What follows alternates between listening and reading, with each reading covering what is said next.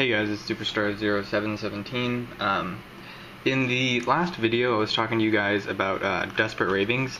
If you don't know what Desperate Ravings does, you draw 2 cards, then discard a card at random. You can flash it back for 2 colorless and a blue, and it casts it again, and then you exile it.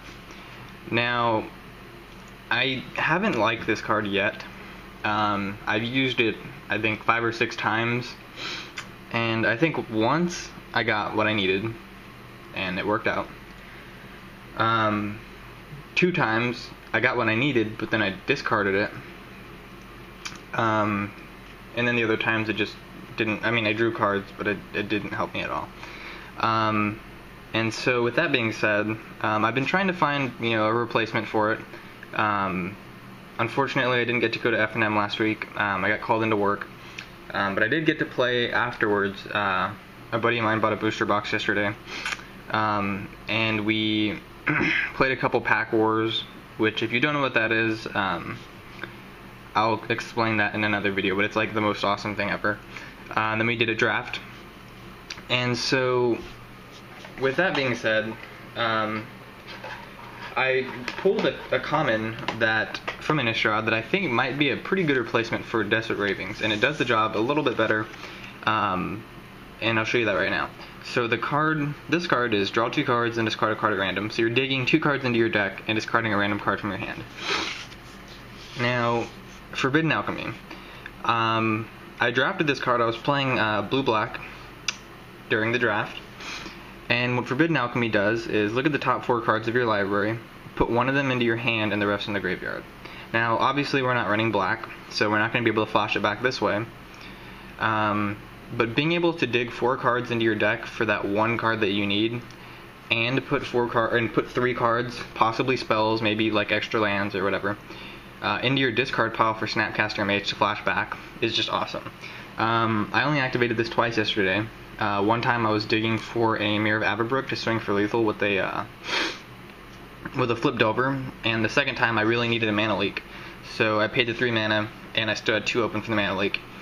Now, both times that I cast it, I put really crucial stuff into the graveyard. The first time that I cast it, I put a Gitaxian Probe.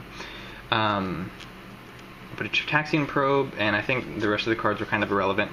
And the second time, I put a Ponder and a Gitaxian Probe into the graveyard. And this allowed me to Snapcaster. It gave me 3 targets for Snapcaster: the Forbidden Alchemy from the cast of it, the Ponder, and the Gitaxian Probe. And so, with the Snapcaster that I had in hand, I really had a lot of options to dig through my deck that I wouldn't have had I ran Desperate Ravings and possibly not have drawn it. And also, they just wouldn't have been in the graveyard either. And so, with that being said, I think this is the card I'm going to try for now. It doesn't have as huge of a downside, to me at least, as Desperate Ravings, in the sense that if you draw exactly what you need with Desperate Ravings, you're going to possibly discard it.